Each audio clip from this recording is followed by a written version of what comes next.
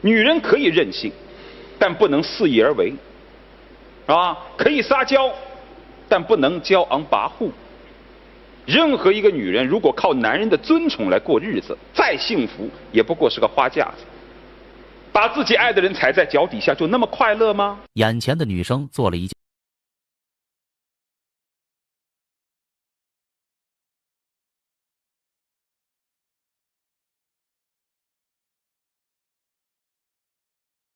他直接冲过去医院，门一打开就跟我妈说：“至于这样吗？你又不是死了啊，用不用把你儿子这样招回来？”小夏和男朋友相恋长达4年的时间，在这4年的时间，男朋友体贴入微，可小夏没有懂得珍惜，反而仗着男朋友的喜欢，到处的欺压男朋友，强迫男朋友做出一些违背良心的事情，种种行为都让现场的人感觉到可恶。你说男的对一个女的好，让她是应该的，对吧？对，但是我真的忍受不了，我就感觉事都要我迁就她，所有的事情，比如说约会，我呢就可以等他1、2个小时，不管刮风下雨，我都必须得在那里等着。但是他呢，如果我迟到了1分钟，他可以无数个电话打过来，不停的催我。这样也不至于让你2个月都不理我啊。小琪表示，所有的淡然都是有迹可循，不会莫名其妙的冷淡，也不会毫无良心的背叛。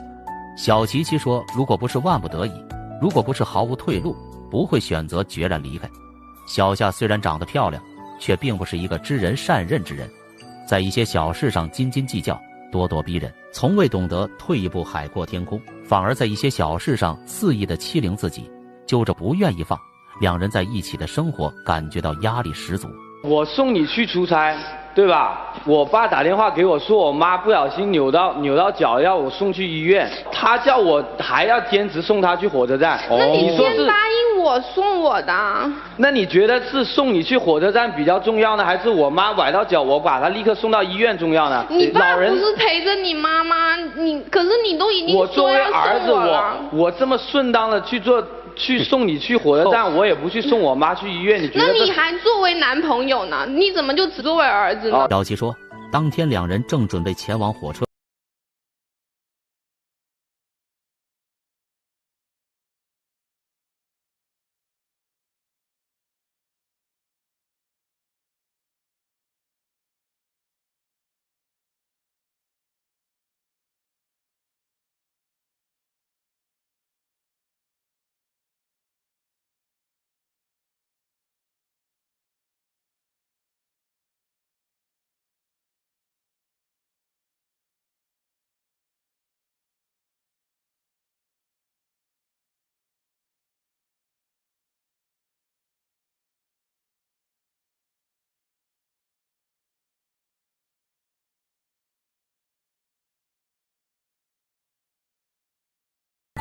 我本来是想着带他去医院跟我妈说声对不起的，这我觉得也就算是他对我妈做一点弥补了，对吧？对。他直接冲过去医院，门一打开就跟我妈说：“至于这样吗？你又不是死了啊，用不用把你儿子这样招回来？”那你妈平时的时候整天刁难我，你怎么不说？接下来小夏的一番话却让男友极度的生气。小琪的母亲因摔了一跤，腿上绑石膏，正躺在医院饱受着折磨。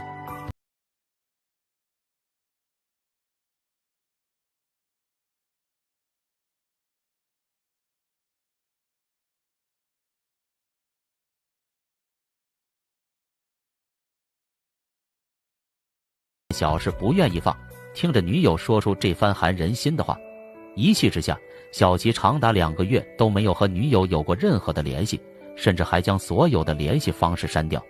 小琪回想整段感情，总觉得在这段感情中自己遭受了莫名的委屈，在这段感情中自己牺牲许多，只为女友可留在身边，但如今却导致女友恃宠傲娇。这4年以来，我对他真的已经说是他叫我干什么干什么，去约会，他说吃哪就吃哪，他经常都是一个不开心，去到这里不想吃，再走那边也不想吃。那你说我吃什么你都开心，那我当然按照我的想法来。每天吃个饭也要找个2、3个小时想吃地方。那怎么了？那作为一个男朋友不应该这样子吗？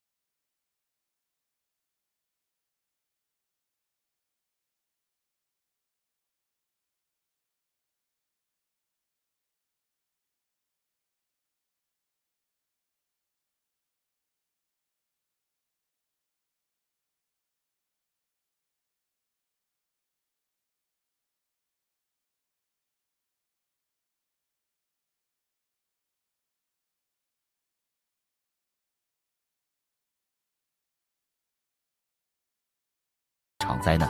你比如说第1年我还好，第2年开始他说我没有创意。比如说情人节的话，我就是按照笔记本笔记，然后2月送玫瑰之类的。然后到了第2年我开始送的话，他已经就说我枯燥无味了。他又要我想心思，我每个月就有4、5天，我就要花很多的时间，我来想到底要送他什么礼物。可是我妈也说了，女生年轻的时候就应该享受啊，我就应该享受她给我带来这种愉悦感。对对对。脚下则认为这。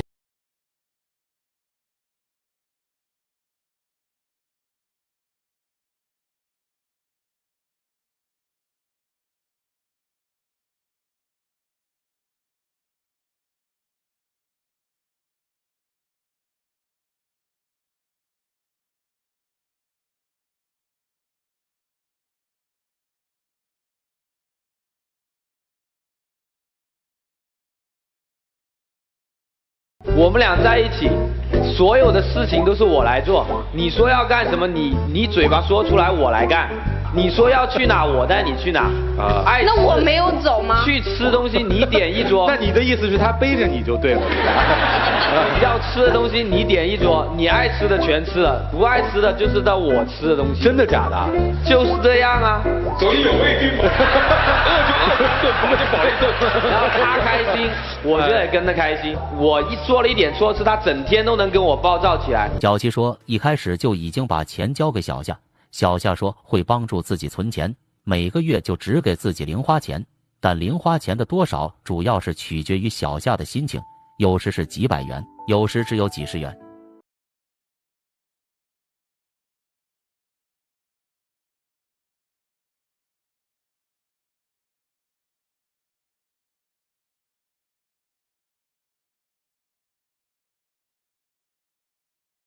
过来，我必须立马要秒回。什么叫秒回？就是说我要接到他的短信，我就要回。如果不管有什么事，我都要回。那你这跟老板谈事儿也得回啊？必须回啊！要不然就是他骂我了，要不然就是他打电话不能超过3响，一定要接。小齐有一次被公司领导留下来加班，当时正在开会，按照会议的规定，全场都需要保持手机静音。等到会议结束之后，掏出手机发现上面起码有100多个来电，全部都是小夏打过来的。当时小齐已经知道事情不妙，在回家之后立马道歉，可小夏根本不想理会自己，从头到尾都是自己热脸贴冷屁股。这还不算最过分的，最过分的是小夏还不让自己睡觉，只能傻傻地站在边上。而这一个晚上，男人果真没有睡觉，但一直都在沉思这段感情对自己带来什么是甜蜜，是温暖，还是永无止境的折磨呢？这只不过是其中的一个事情。小夏总会想出各种方法去折磨自己，但小夏却完全不知自己做错了，反而认为这是一件很光荣的事情。作为男朋友，就必须要对自己言听计从。我感觉我只是用一个完美的男人的标准去要求他，我只是对他好。那您是一完美的女人吗？我当然不是，可是他当然是要求我完美，对自己的要求就比较降低了啊。他的要求，你白天要陪着他，只要是他醒的状态，你就要无时无刻陪着他，无论是人陪的、短信陪的或者电话陪的。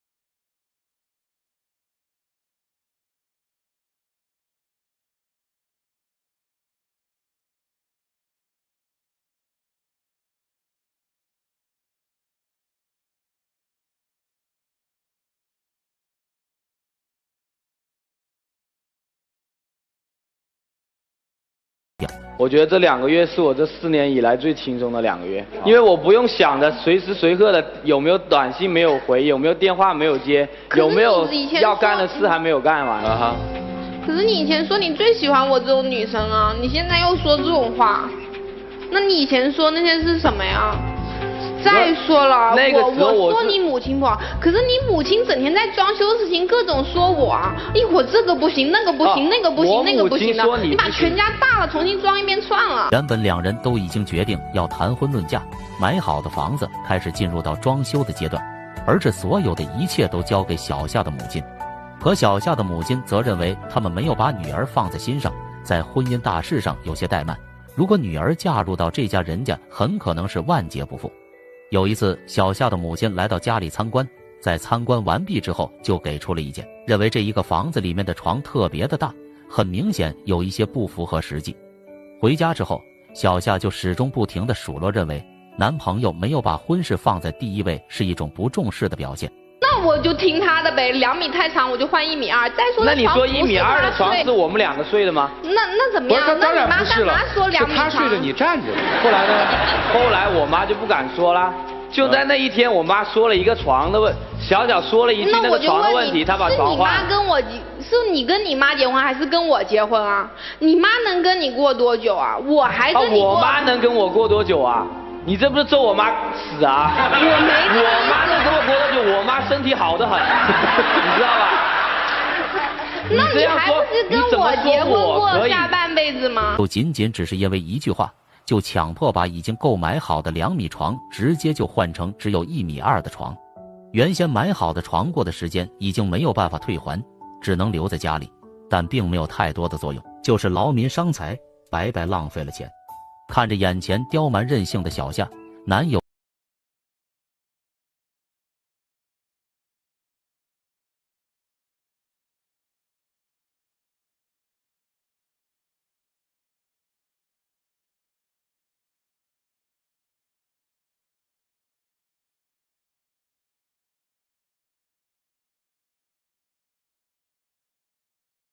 都觉得无法接受。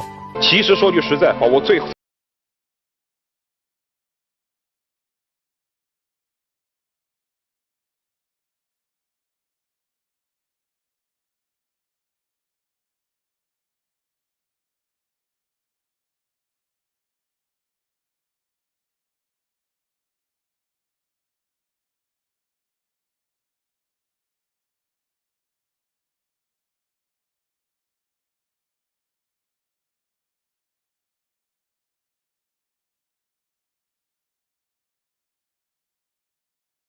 别人不当人看。现场的导师表示，恃宠傲娇是一个成语，描述的是一个女人在得到100的爱之后，就会在生活中做天做地。小夏很明显就是恃宠傲娇的女子，明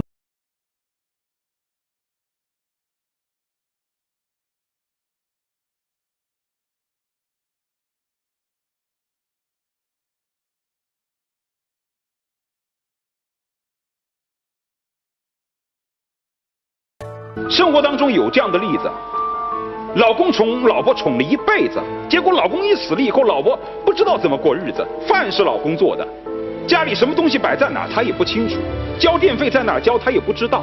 到那个时候就只有一天到晚自己哭着抹眼泪了，才知道自己老公的重要性了。但人非要到哪一步才能够真正懂得什么是爱吗？